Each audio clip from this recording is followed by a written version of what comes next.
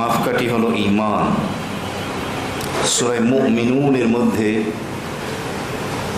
সূরার শুরুতে প্রথম আয়াতই আল্লাহ তাআলা দ্ব্যর্থহীন কণ্ঠে বিশ্ববাসীকে জানিয়ে দিলেন, কিয়ামত পর্যন্ত যত মানব মানবী এই ধরাপৃষ্ঠে আসবে, সকলের কাছে এই মেসেজ ঐশী গ্রহন্ত সর্বশ্রেষ্ঠ আসমানি কিতাব আল কুরআনুল মাজিদের মাধ্যমে কদ আফলাহাল মুমিনুন, নিশ্চয়ই কামিয়াব হয়ে গেল, সফল হয়ে গেল যারা ঈমান এনেছে।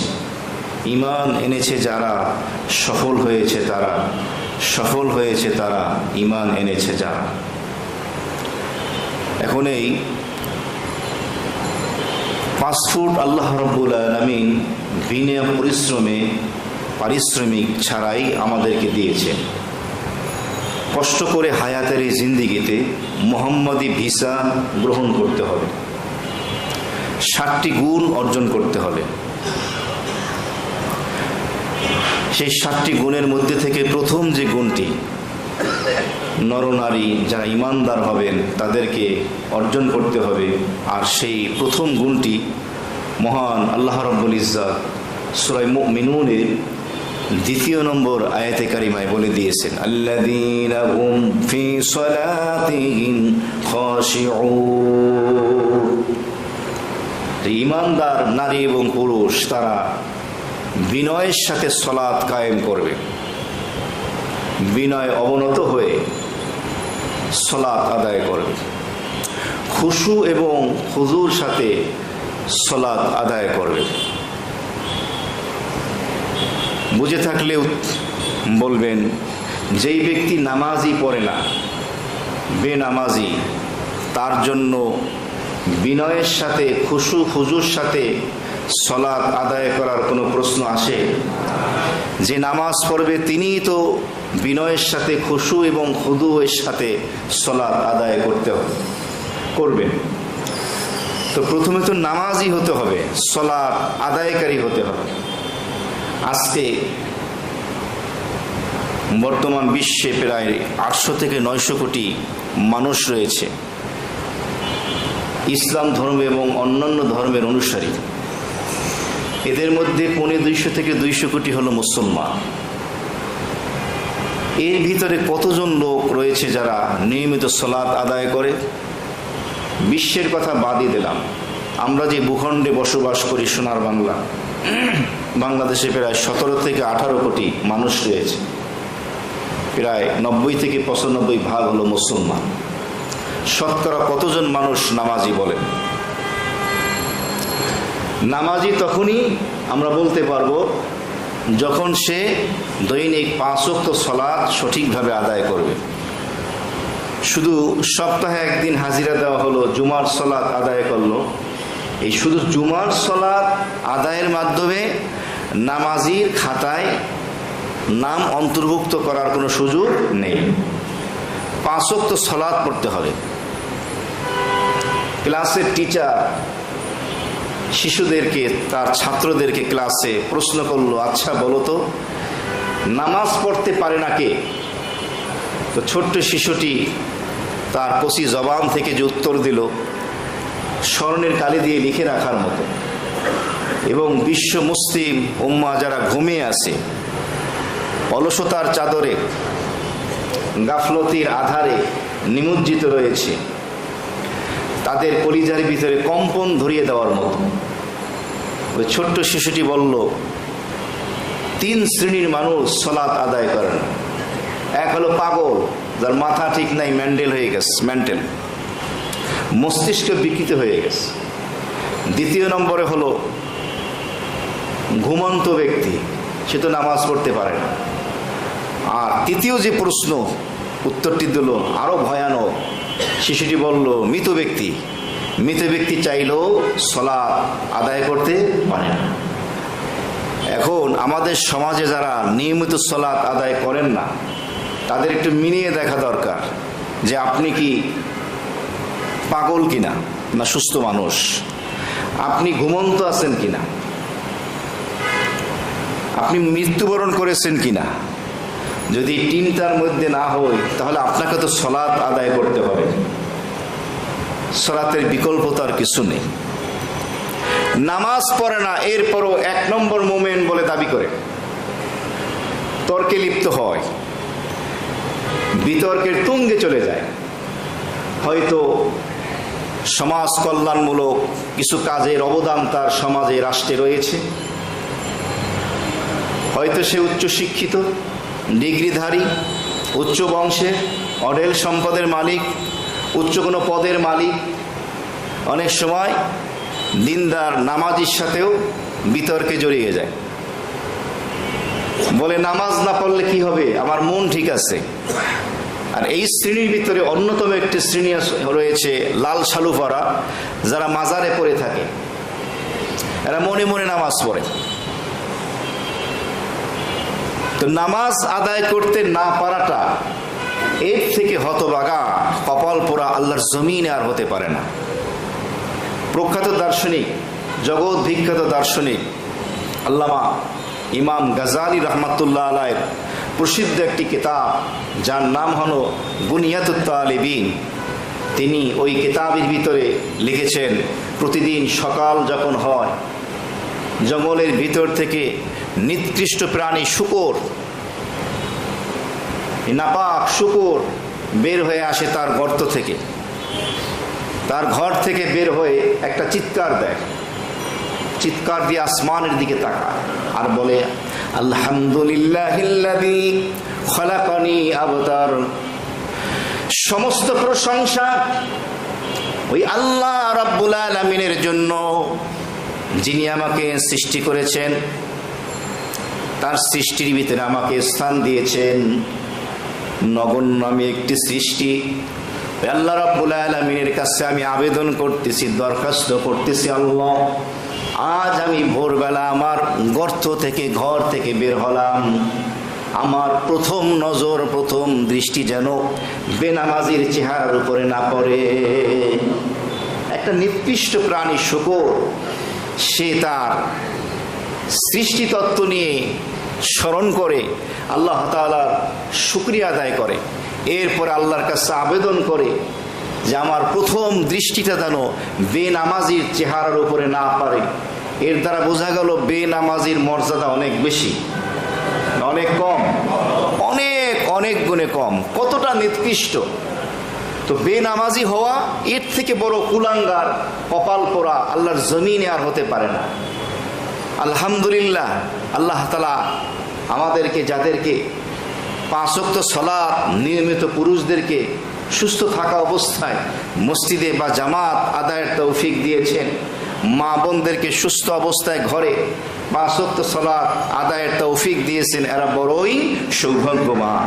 হতে পারে আপনার সৌন্দর্য নেই, সম্পদ নেই, বিত্ত বৈভব, প্রাচুর্য, ঐশ্বর্য পাওয়ার ক্ষমতা, পদ নেই, পৃথিবীর মানুষ হয়তো আপনাকে চেনে না, আপনি সেলিব্রিটি নন, জনপ্রিয় নন, কিন্তু আপনি ইমানদার। এরপরে আপনি যে প্রথম গুণটা দরকার, নামাজ আদায়ের তৌফিক দিয়েছেন কে?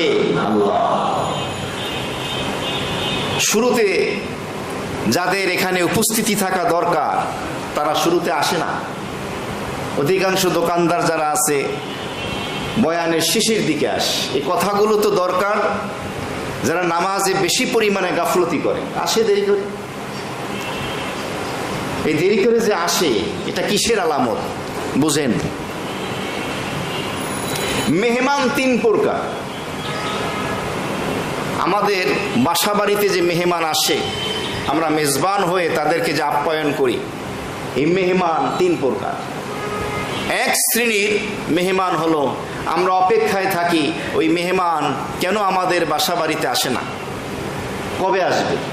ফোন করি যে আসো না, একটু বেরিয়ে যাও, বেড়াতে আসো, তোমাকে শহরটা ঘুরিয়ে দেখাবো। এরপরে যখন আমাদের বাসা বাড়িতে আসে, আমাদের সামর্থ্য অনুযায়ী তাকে যথেষ্ট পরিমাণে আদর আপ্যায়ন, মেহমানদারি করে থাকি। যেতে চাইলে আবার বলে আরও 2 দিন থাকেন, আর 1 দিন থাকেন। এরকম মেহমান আসের কি নাই? আছে। অপেক্ষমান, অপেক্ষায় থাকি। আর এক শ্রেণীর মেহমান আছে, যারা আমাদের বাসা বাড়িতে আসুক এটা চাই না, যদি আসে তাহলে অপেক্ষায় থাকি, যায় না কা, কারণ এর মেহমানদারি করতে আমরা এতটা অভ্যস্ত নই। সে চলে গেলেই ভালো হয়, মেহমানদারি তো করব, এটা তার হক, আমার দায়িত্ব, জিম্মাদারি, কিন্তু কবে যাবে অপেক্ষায় থাকি। আর এক শ্রেণীর মেহমান যারা হতে চায়, কিন্তু আমরা চাই না যে সে কোনোদিন আমার বাসায়, আমার বাড়িতে মেহমান হোক, আমার ঘরে মেহমান হয়ে ঢুকুক, এটা আমরা আশাই করি না, কামনাই করি না। তাহলে মেহমান কয় শ্রেণীর? ও দুনিয়ার মানুষ, পৃথিবীতে আমাদের মেহমান যেমন 3 শ্রেণীর হয়, 3 প্রকারের হয়। দুনিয়ার জমিনের সর্বশ্রেষ্ঠ জায়গা, সর্বশ্রেষ্ঠ ঘর হলো আল মসজিদু বাইতুল্লাহ, আল্লাহর ঘর। আল্লাহ রাব্বুল আলামিনের ঘরের মেহমান হলো 3 প্রকার, 3 শ্রেণীর।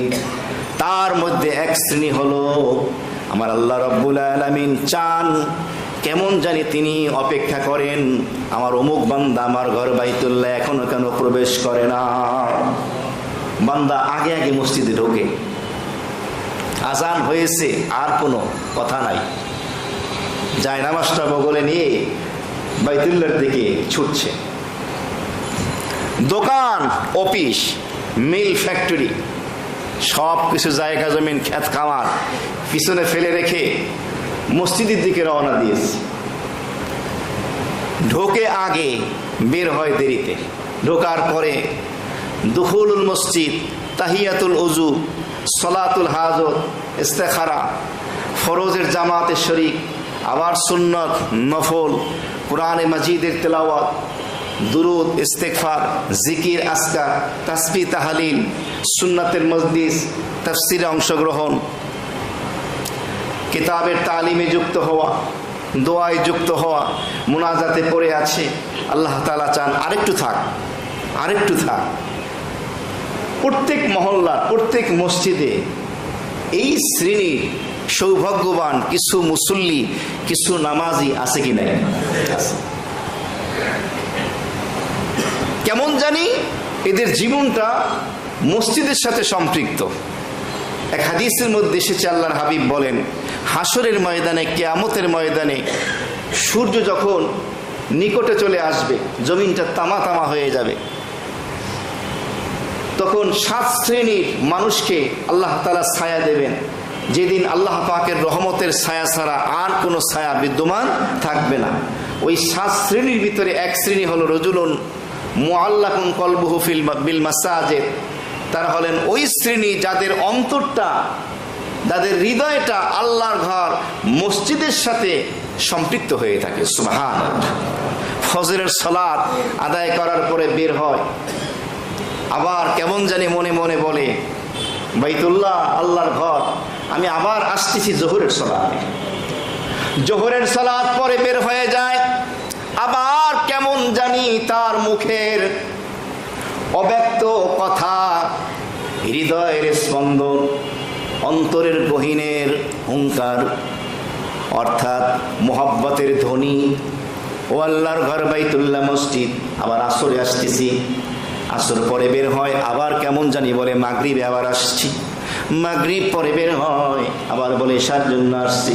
এশার সালাত পরে বের হয়ে যায়, আবার বলে ফজরের জন্য আসছি। ওই নামাজি, ওই মুসল্লির হৃদয় অন্তরাত্মা কেমন জানি মসজিদের সাথে ঝুলন্ত। বলুন সুবহানাল্লাহ। আল্লাহ আমাদের এই প্রথম শ্রেণীর মুসল্লি, নামাজি মেহমান হওয়ার তৌফিক দান। আর এক শ্রেণীর নামাজি আছে, মুসল্লি আছে, এরা আসে দেরিতে, বের হয় সবাই আগে। আছে কি নাই? বাংলাদেশে নাই, দোফলা এই মহল্লাতে একটাও নাই। আছে, আছে। আমার তো মনে চায় এই ভিডিও করে এগুলাকে বড় বড় ডিসপ্লের ভিতরে দেখাই দেওয়া, যেগুলো আসে দেরিতে, বের হয়, যদি একটু লজ্জা শরম হয় এগুলো কুলাঙ্গার। আমি হার্ডলি কথা বলছি একটু হার্ড করার জন্য, যাতে তারা আগে আসে। খুতবা দেব তখন দেখি ওঠে, মুয়াজ্জিন সাহেবের ইকামত যখন হয় ঢোকে, সালামটা ফিরাতে দেরি, সাথে সাথে বের হয়ে যায়। বাদাল জুমাও পড়ে না, দোয়ায় শরীক হয় না। এক যুবক আমাকে বলেছিল, হুজুর দোয়ায় শরীক হয় না, এরকম কিছু মানুষ আছে, বলবো? কষ্ট পাবেন না তো? তো ওই যুবকের কথা শুনে আমি হেসে দিছি, বলছি আসলে কি এমন নাকি? সে যুবক বলতেছে যে হুজুর, আপনার সাথে দোয়ায় মোনাজাতে শরীক হবে কেন? ওনার তো বাড়ি গাড়ি টাকা পয়সা অনেক কিছু আছে, আর কি দরকার? ওর তো কিছু লাগবে না। দুনিয়ার ধন সম্পদ না লাগুক, আখেরাতের মৃত্যুর পরে রহমতের দরকার আছে কি নাই? তাহলে দোয়া, মোনাজাত, এই যে হৃদয় আরতি, এটা প্রত্যেকটা মানুষের প্রয়োজন আছে কি না? এরা দোয়ায় শরীক হয় না সপ্তাহে একদিন, এত ব্যস্ত বিজি মানুষ, প্রাইম মিনিস্টারের দায়িত্ব পালন করে। তো আরেক শ্রেণী আছে, মসজিদে এরা ঢোকে দেরিতে, বের হয় সবার আগে। এর অর্থ হলো দ্বিতীয় শ্রেণীর নামাজি, আল্লাহ তাআলা চান যে ও বের হয় না কেন, একটু মিলিয়ে নেওয়া দরকার। যে ঢুকছি বিলম্বে, বের হচ্ছি অগ্রে, সবার আগে, কি আমি কি ওই শ্রেণীতে পড়ে গেলাম যে আল্লাহর ঘরের মেহমান আল্লাহ পছন্দ করেন না, বের হয় না কেন? আর এক শ্রেণীর নামাজি আছে, ও মসজিদই আসে না, ও নামাজই পড়ে না। ও মসজিদের সামনে দোকান দেবে, ফুটপাতে দোকান দেবে, মসজিদের নিচেও হয়তো পাশেও দোকান দেবে, মসজিদের পাশেই ওর ফ্ল্যাট, ওর বাড়ি, ওর থাকার ঘর, মুয়াজ্জিনের আজান প্রতিদিন পড়ছে, এরপরেও মসজিদে ঢোকার তৌফিক হয় না। জানাজার নামাজ হবে ফরজ নামাজের পরে, বাইরে এসে দাঁড়িয়ে থাকে, উজু আছে কি নাই সেটা ভিন্ন কথা, জানাজা পড়বে কিন্তু ফরজ নামাজে শরীক হবে না। এই শ্রেণীর কিছু, এই এলিট শ্রেণীর কিছু নিজেদেরকে যারা জেন্টেলম্যান মনে করে, সুশিক্ষিত মনে করে, সমাজের উন্নয়নের উদ্যোক্তা হিসাবে নিজেরা দাবি করে, এই শ্রেণীর কিছু ভদ্রলোক আছে কি নাই? দাঁড়িয়ে থাকে, এসে জানাজা পড়ে চলে যাবে। জানাজা তো ফরজে কিফায়া, তুমি না পড়লেও সমস্যা ছিল না, কিন্তু যে নামাজটা হয়ে গেল এটা তো ফরজ, ফরজে আইন, প্রত্যেকের জন্য আলাদাভাবে আদায় করতে হবে, নামাজে শরীক হয়। তো মসজিদে প্রবেশের তৌফিক হয় না, তুমি একটু মিলিয়ে নাও। তুমি হলো এমন একটা শ্রেণীর মেহমান যা আল্লাহ চানি না তার এই রহমত, এই বরকতের ঘরে তোমার প্রবেশ হোক। এটা কত বড় দুর্ভাগ্যের লক্ষণ, হতভাগা হওয়ার লক্ষণ, কত বড় কুলাঙ্গা। এরকম বেনামাজি আজকে ঘরে ঘরে আছে। সন্তান নামাজ পড়ে না, ছেলে নামাজ পড়ে না, মেয়ে নামাজ পড়ে না, বিবি নামাজ পড়ে না, বিবি পড়ে স্বামী পড়ে না, এরকম আছে কি নাই? বাবা পড়ে সন্তান পড়ে না, সন্তান পড়ে বাবা পড়ে না, কোন রকমের পেরেশানি নাই, টেনশন নাই। কিন্তু পরীক্ষার রেজাল্ট যদি একটু খারাপ হয় তাহলে মাথা গরম হয়ে যায়। স্কুলে ঠিক মতো না গেলে, প্রাইভেট ঠিক মতো না পড়লে, হোমওয়ার্ক ঠিক মতো না করলে পেরেশান, রাগে অগ্নি শর্মা। কিন্তু নামাজ যে না পড়ে জাহান্নামের আগুনকে যে প্রজ্বলিত করছে, এই ফিকির তার নাই। এই যে বেনামাজি হয়ে কোন পথে সে হাঁটছে, আমার হজ, আমার উমরা, আমার 5 ওয়াক্ত সালাত মসজিদে বা জামাত, আমার জুমা, আমার যত নেক আমল, ইবাদত বন্দেগী, এগুলোর কি রেজাল্ট, ফলাফল দাঁড়ালো? কারণ একদিন তো আমাকে চলে যেতে হবে। আমার জীবনের আসল সম্বল তো হলো আমার পরিবার, তাদেরকে দিনদার বানিয়ে রেখে যাওয়া। হাদিস শরীফের মধ্যে এসেছে, আল্লাহর নবী বলেন, ইযা মাতাল ইনসান, কোন মানুষ যখন মৃত্যুবরণ করে, ইনকাতা আনহু আমালুহু ইল্লা বিসালাস, ওই ব্যক্তির নেক আমলের সকল দরজাগুলো বন্ধ হয়ে যায়। 3টা দরজা খোলা থাকে, ওই 3টা দরজার ভিতরে একটা দরজা হলো, ওই লোকটা যদি এমন একটা সন্তান রেখে যায়, মেয়ে হোক ছেলে হোক, ওয়ালাদুন সালেহ ইয়াদউ লাহু, আল্লাহর হাবিব ইরশাদ ফরমান, মৃত্যুবরণ করার পরে ওই নারী এবং ওই পুরুষ, ওই বাবা এবং ওই মা, বাবার জন্য মায়ের জন্য নেককার সন্তান দুনিয়াতে নেক দোয়া করতে থাকে, সালাত আদায় করে, হাত 2খানা উঠিয়ে বলে, রব্বির হামহুমা কামা রাব্বায়ানি সাগীরা। চোখ থেকে 1 ফোঁটা পানি গাল বেয়ে পড়তে হবে না, বাবা মায়ের কবরখানা আমার আল্লাহ জান্নাতের বাগান বানায় দেয়। সুবহানাল্লাহ। আল্লাহ বলেন আমার শরম লাগে ওই বাবা ওই মায়ের সন্তান যে দুনিয়াতে আমাকে ডাকে, আমাকে সিজদা করে, আমার নাম নিচ্ছে, আর তার বাবা মাকে আমি কবরে আযাব দেব, আমার বড় শরম লাগে, লজ্জা লাগে।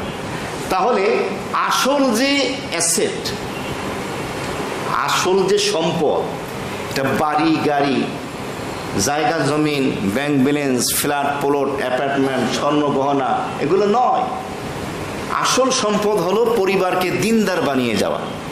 এটা হলো বুদ্ধিমানের কাজ। নেককার বানিয়ে যাওয়া, সৎ বানিয়ে যাওয়া, কারণ এর ফলাফল আপনি কবরে ভোগ করতে থাকবেন। শুধু তাই না, ওই নেককার সন্তান, তাদের মাধ্যমে তাদের ঐরসে যে আবার সন্তান আপনার নাতিনাত করে আসবে, নাতিপুতি আসবে, তারাও ইনশাল্লাহ নেককার হবে। এভাবে চলতেই থাকবে কিয়ামত পর্যন্ত। তো সন্তানকে নেককার বানানো, ওই সন্তান যে নামাজি হবে।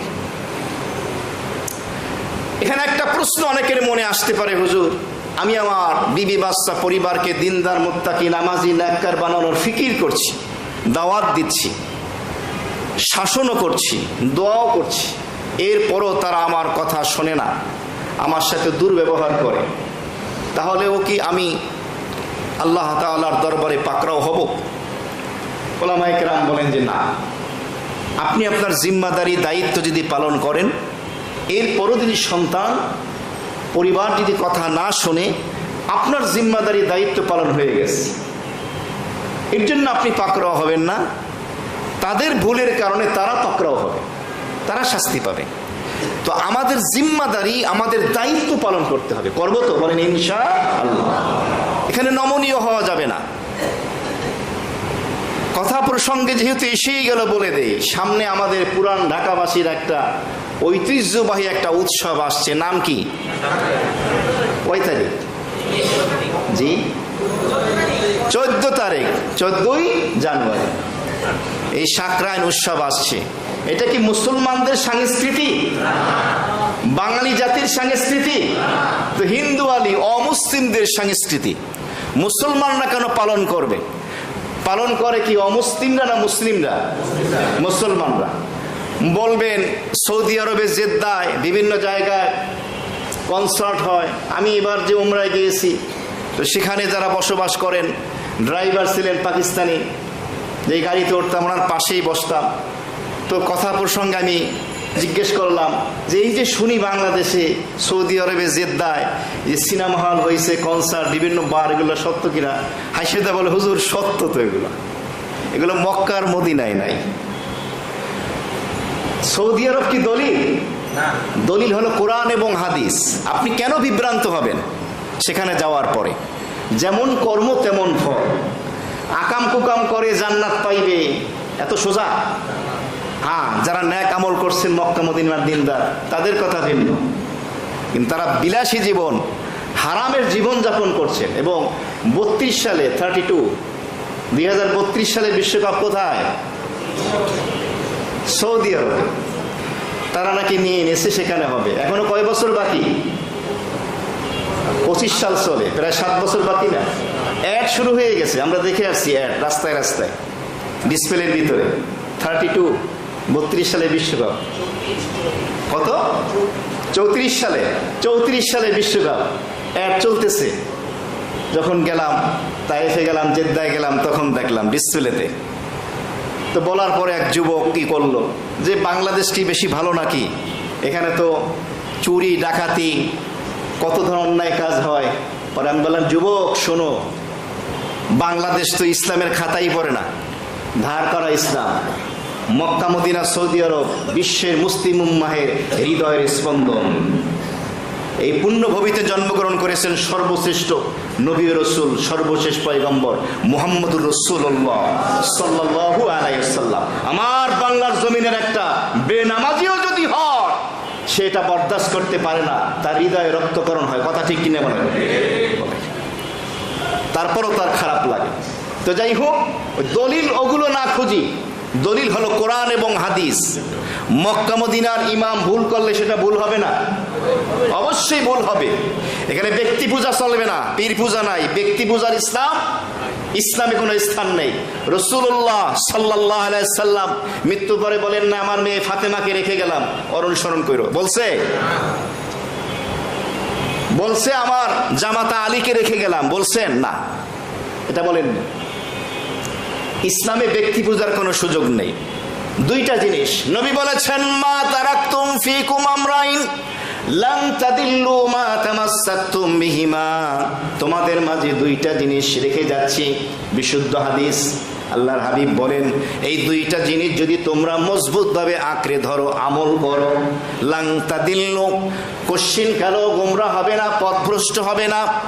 ওই দুইটা জিনিস নবী বললেন, কিতাব আল্লাহ ওয়া সুন্নাত রাসূলি। একটা হলো আল্লাহ রাব্বুল আলামিনের কিতাব আল কোরআনুল কারীম, আর একটা হলো আমি রাসূলের সুন্নাহ হাদিস। কোরআন এবং হাদিস, এই সুন্নাহ, এই দুইটা জিনিস হলো অনুসরণীয়, অনুকরণীয়। এই দুইটা জিনিসের বিশুদ্ধ সহি আমল যেই ব্যক্তির ভিতরে পাওয়া যাবে, তিনি হবেন অনুসরণীয়, অনুকরণীয় ব্যক্তিত্ব। তার কথা শোনা যাবে, এর ব্যতিক্রম কথা বললে তার কথা শোনা যাবে না। পীর হোক, বাবা হোক, শাইখুল হাদিস হোক, এতে কিছু আমাদের আসে যায় না। এটা মাথায় বসিয়ে নেন। অন্ধ ভক্তির স্থান ইসলামের ভিতরে নাই। আমার যদি কোনো কথাই ভুল হয় আদবের সাথে বলবেন, আমাকে সেটা উড্ড করতে হবে। আমাকে বলতে হবে, হ্যাঁ গত জুমায় যে কথাটা আমি বলেছিলাম কোরআন হাদিসের বিরুদ্ধে গেছে, আমি বুঝতে পারি নাই, আমি আল্লাহর কাছে ক্ষমা চাই। ক্ষমা চাইতে হবে। এখানে কোনো কম্প্রোমাইজ করার কোনো অপশন নাই, কোনো সুযোগ নাই কোরআন এবং হাদিসের সামনে। এখানে মস্তক অবনত করতে হবে, সে যেই হোক। তো যে কথা বলতেছিলাম, এই সাকরায়ন উৎসব মাঠে হয় না বাড়ির ছাদে হয়? কান খুলে শোনেন, শেষের দিকেও যদি স্মরণ থাকে আরো একবার বলবো। প্রত্যেক অভিভাবক, ছেলে মেয়েদের বাবা মা, ভাই ব্রাদার যারা আছেন, যারা এই সাকরায়ন উৎসবে অংশগ্রহণ করার সুযোগ দেবেন, টাকা দিয়ে, শ্রম দিয়ে, মেধা দিয়ে, কথা দিয়ে, সমর্থন দিয়ে, সকলে সমান গুনাহগার হবেন। আর বাড়িওয়ালা যারা আছেন, বাড়ির মালিক, বাড়ির ছাদ যারা উন্মুক্ত করে দেবেন, খুলে দেবেন, তারাও সমান গুনাহগার হবেন। কষ্ট পাইলেন? এগুলো কাগজ আকারে ছাপানো হয়েছে, পুরান ঢাকার বড় বড় বিজ্ঞ উলামায়ে কেরাম এবং সম্মানিত ব্যক্তিবর্গের সাইন নেওয়া হয়েছে। সেই কাগজগুলো সম্ভবত এলাকার অনেক বাড়িওয়ালার বাড়িতে পৌঁছিয়ে দেওয়া হয়েছে, এই মর্মে তারা যেন এই 14 তারিখে আগে পরে সাকরায়ন উৎসবের কোনো সুযোগ কোনো মতেই তারা না দেয়। দোকানদার যারা আছেন, অনেকে বলছেন হুজুর আপনার এই গরম কথা, স্পষ্টবাদী কথার কারণে সাকরাইনে যে আমরা কিছু তারাবাতি যা কিছু বিক্রি করতাম, আমাদের বেচা কিনায় ভাটা পড়ছে। আল্লাহর জন্য, আল্লাহর দ্বীনের জন্য, ইসলামের জন্য, অপসংস্কৃতি রুখে দেওয়ার জন্য আপনি যদি একটু লস মেনে নেন, এটা ক্ষতিপূরণ আল্লাহ পূরণ করে দিতে পারেন কিনা? অবশ্যই পারেন। দুনিয়াতেও দিতে পারেন, আখেরাতে অবশ্যই দিবেন। অপেক্ষায় থাকেন ইনশাআল্লাহ। কষ্ট নেবেন না। দোকানদার এবং বাড়িওয়ালা যারা আছেন, আমি যে কথাগুলো বলছি, আমার দুনিয়া 4 আনারও কোনো লাভ আছে? বরং লস আছে। 2-1টা লোক আমার প্রতি অসন্তুষ্ট হতে পারে, সম্ভাবনা আছে। সবাই তো এত কঠিন ভাবে বলে না, আপনি কেন বলেন? আমি সুন্দর করে গুছিয়ে অল্প সময় বললাম যে এই সমস্ত কাজ আমাদের সন্তানদেরকে করতে দেওয়া যাবে না। কারণ শরিয়াত বিরুদ্ধ কোনো কাজ, কোরআন হাদিস পরিপন্থী কোনো কাজের ক্ষেত্রে আপনাকে স্টিম রোলার হতে হবে। সীসা ঢালা প্রাচীরের মতো দাঁড়িয়ে যেতে হবে মাঝখানে। সামনে বিয়ের অনুষ্ঠান, ডিজে পার্টি করতে চায়, বাড়ির ছাদে দেওয়া যাবে না। আপনি অভিভাবক, আপনি দাঁড়িয়ে যাবেন, আপনি মর্দ, আপনি পুরুষ। আপনি যদি না বলেন, কিভাবে পারে আপনার স্ত্রী কথা বলতে? কিভাবে সন্তানরা পারে? তাদের তো কাপড় নষ্ট হয়ে যাওয়ার কথা। আপনার একটা হুঙ্কারে ঘর চলে, আপনার উপার্জনে, আপনার কথাই চলবে। আপনি পুরুষ। আর রিজালু কাওয়ামুনা আলান নিসা, আল্লাহ তাআলা নারীদের উপরে পুরুষের কর্তৃত্ব দিয়েছেন। এই কর্তৃত্ব রাখতে হবে, পৌরুষত্ব বজায় রাখতে হবে। কোন ক্ষেত্রে? যখন তারা শরিয়ত বিরুদ্ধ কোনো কাজ করতে যাবে, সেখানে। আবার সব ক্ষেত্রে না, জায়েজের ক্ষেত্রে না, যে কোনো সময় দুর্ব্যবহার করা যাবে না। যেখানে দুর্ব্যবহার করা জরুরি সেখানে দুর্ব্যবহার বলতে আমি বুঝাচ্ছি আপনাকে কঠিন হতে হবে, কঠোর হতে হবে, বুঝিয়ে বলতে হবে, এটা করা যাবে না। কারণ কবরে গেলে এই গুতা এই মাইক সব আপনার পিঠে পড়বে, কারণ আপনি ছিলেন অভিভাবক। নবী বলেন আলা কুল্লুকুম রাইন, সাবধান তোমরা প্রত্যেকেই অভিভাবক, প্রত্যেকেই জিম্মাদার, প্রত্যেকেই দায়িত্বশীল।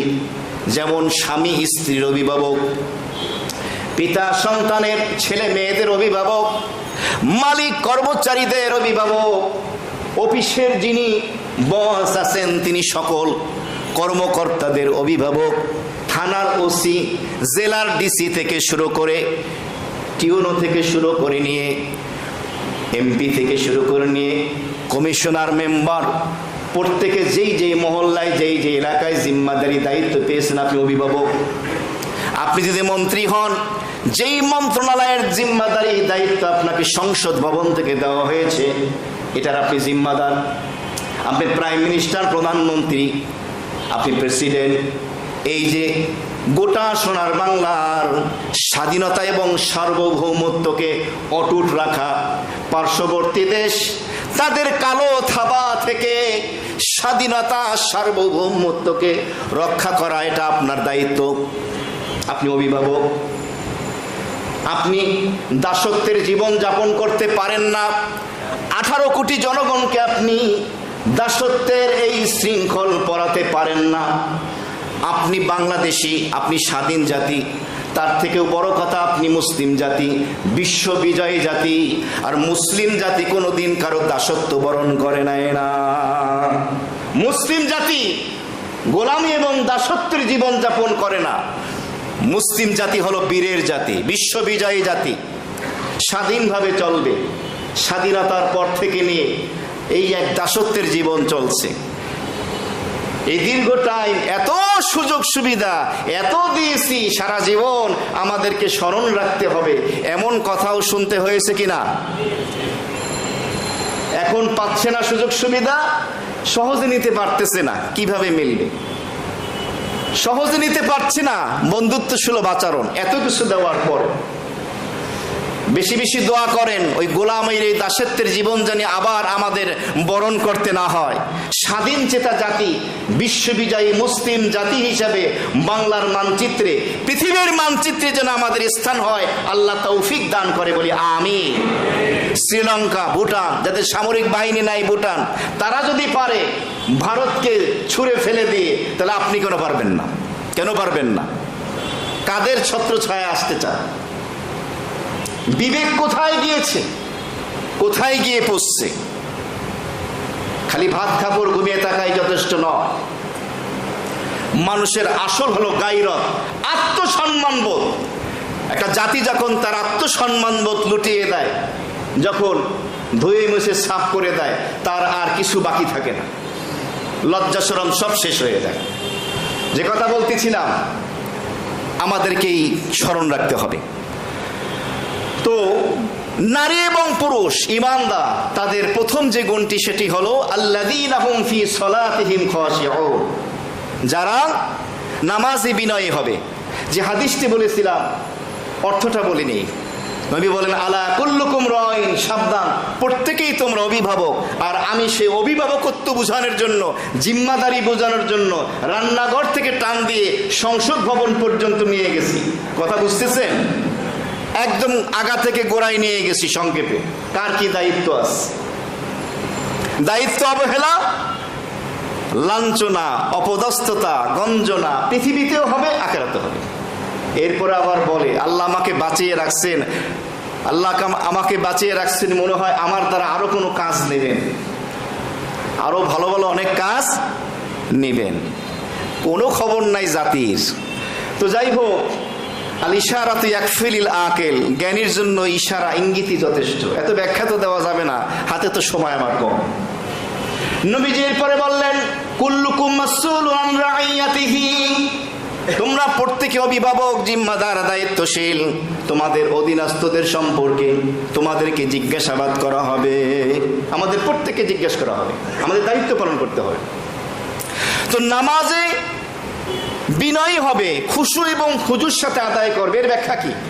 এর ব্যাখ্যায় বর্তমান বিশ্বে টপ 10 10 জন বড় আলেম দ্বীন অন্যতম, যাদের ভিতরে পাকিস্তানের করাচির চিফ জাস্টিস মুফতি তকি উসমানী হাফিজাহুল্লাহ তাআলা, আল্লাহ রাব্বুল আলামিন যার দ্বারা অনেক খেদমত নিয়েছেন ইসলামের, দিন ইসলামের অনেক বিষয়ের উপরে তিনি কলম ধরেছেন, কিতাব লিখেছেন। তার একটি প্রসিদ্ধ গ্রন্থ কিতাবের নাম হলো ইসলাহি খুতুবাত। এই কিতাবের 14তম খণ্ডের 189 189 নম্বর পৃষ্ঠায় তিনি এই আয়াতের তাফসীর লিখেছেন যে খুশু এবং খুজু দুইটা জিনিস। একটা হলো খুশু, এই খুশু এর অর্থ হলো নামাজি ব্যক্তির ভিতরের অবস্থা এমন হবে, নামাজের ভিতরে মাওলামুখী থাকবে, তার হৃদয় মনন একমাত্র মাওলামুখী, দুনিয়ার থেকে বিলকুল সে আলাদা বিচ্ছিন্ন হয়ে যাবে। দুনিয়া সে কাট কার, আল্লাহ সে মিলকার, নিসবতে মা আল্লাহ, তাআল্লুক মা আল্লাহ। পৃথিবীর সমস্ত কিছু থেকে নিজেকে ছিন্ন করে এক আল্লাহর সাথে জুড়িয়ে দেবে। এর নাম হলো খুশু, মনটাকে আল্লাহর সাথে মিলিয়ে দেওয়া। যখনই সে বলল তাকবীরে তাহরিমা আল্লাহু আকবার, অফিস থেকে ছিন্ন হয়ে গেল, দোকান থেকে, ক্ষেত খামার থেকে, পরিবার থেকে, ব্যবসা বাণিজ্য, চাকরি বাকরি সব কিছু থেকে তার হৃদয়াত্মাকে ছিন্ন করে একমাত্র মাওলার সাথে যুক্ত করে দিল নামাজের ভিতরে। এর নাম হলো খুশু। নামাজি ব্যক্তির ভিতরের অবস্থা, যে ইতমিনান, যে তাওয়াজ্জু, যে মনোযোগ, পরিপূর্ণ মনোযোগ, এর নাম হলো খুশু। কিতাবের ভিতরে এসছে, বলা হয় যে ইরাক অথবা ইরানে এই প্রেমিক জুটি এসেছিল যাদের নাম হলো লাইলি এবং মজনু। নাম শুনেছেন? এদের দৃষ্টান্ত দেওয়া হয়। তবে একটা কথা আপনারা শোনেন, যারা কোনোদিন দাড়িতে হাত দেয় নাই, লাইলি মজনুর বিয়া জান্নাতে খাইবে, এটা মিথ্যা কথা, একটা ডাহা মিথ্যা কথা, এমন কোনো কথা কোথাও নেই। বাকি লাইলি মজনুর অস্তিত্ব আছে, এটা বোঝা যায় এভাবে। অনেক ওলামায়ে কেরাম, বুজুর্গান দ্বীন তাদের লিখনী কিতাবে এবং আলোচনায় বর্ণনা করেছেন। বিশেষভাবে মাওলানা জালালউদ্দিন রুমি রহমতুল্লাহ আলাইহি, প্রখ্যাত আলেম দ্বীন, বুজুর্গ, আল্লাহ পাকের দেওয়ানা, রসুলের আশেক, তার একটি প্রসিদ্ধ কিতাব মাসনুবী শরীফ, সেখানেও তিনি লাইলি মজনুর ঘটনা আলোচনা করেছেন। ভালোবাসার আধিক্যতা, প্রবলতা বোঝানোর জন্য, মোহাব্বত বোঝানোর জন্য, যে একদিন এক আবেদ, এক ইবাদত গুজার বান্দা জঙ্গলের ভিতরে সালাত আদায় করছে, নামাজে দাঁড়িয়ে আছে। মজনু লাইলির নাম জপতে জপতে, লাইলি লাইলি বলতে বলতে দৌড়াচ্ছে। ওই নামাজি ব্যক্তি সামনে দিয়ে যখন যাচ্ছে, থাপ করে ওই আবেদ ব্যক্তি নামাজের ভিতরে মজনুর এই কলারটা চেপে ধরে বলল, রে পাগলা মজনু, মাথা কি ঠিক নাই? আমি নামাজ পড়তেছি, আমার সামনে দিয়ে দৌড়াচ্ছ, নামাজি ব্যক্তির সামনে দিয়ে যাও, কি করছো তুমি পাগল? তখন মজনু দাঁড়িয়ে যা বলল, ঝাঁকুনি দেওয়ার মতো। মজনু বলল, কিসের নামাজ পড়ো বেটা? আমি আমার লাইলির প্রেমে এত ইশকে, এত পাগল, এত মজে গেছি, তুমি নামাজে আসো না নামাজে নাই, আমার খবর নাই। আর তুমি তোমার মাওলার সামনে দাঁড়াইছো, তোমার খবর আছে, তোমার সামনে দিয়ে কে অতিক্রম করছে? কিসের নামাজ?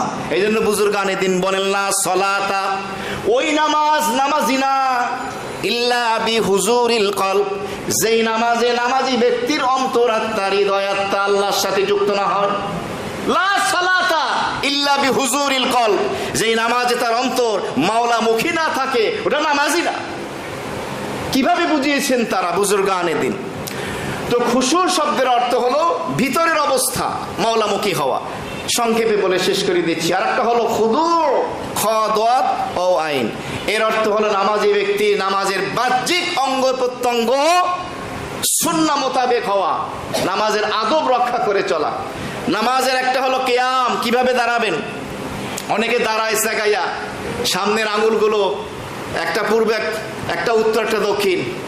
অনেকের সামনে ঠিক আছে, পিছনে বাঁকা, বিশাল সাগা মারছে, একটা গুলিস্তান, একটা ফিলিস্তিন। দাঁড়ানোর সৌন্দর্যও তো আছে। তুমি কার সামনে দাঁড়িয়েছো? প্রধানমন্ত্রী প্রেসিডেন্টের সামনে গিয়ে, প্রাইম মিনিস্টারের সামনে গিয়ে এইভাবে দাঁড়াওয়া, বলবে বেয়াদবটাকে সরা। তা আদবও তো আছে। সুন্দরভাবে দাঁড়ানো, দৃষ্টিটা হয় কিবলা বা সিজদার জায়গার দিকে নজরটা রাখা আদবের সাথে।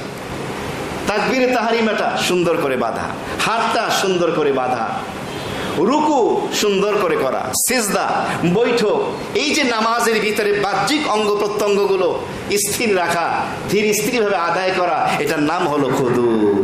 একটা খুশু আর একটা হলো খুদু। এই দুইটার মাধ্যমে সালাত আদায় করবে ইমানদার নারী এবং পুরুষ, তাহলে 60টা গুণের একটা গুণ অর্জন হবে। আর এই 60টা গুণের একটা গুণ অর্জন হওয়ার পরে বাকি 6টা গুণ যখন অর্জন করবে, আল্লাহ রাব্বুল আলামিন বলেন, তোকে আমি আমার জান্নাতুল ফেরদৌসের মালিক বানিয়ে দেব। সুবহান। মুহতারাম হাজিরিন, সময় স্বল্পতার কারণে একটা গুণই সীমাবদ্ধ থাকতে হলো। ইনশাআল্লাহ পর্যায়ক্রমে আলোচনা হবে। আল্লাহ রাব্বুল আলামিন আমাদের সকলকে খুশু এবং খুজুর সাথে প্রত্যেকটি সালাত কায়েম করার তৌফিক দান করেন।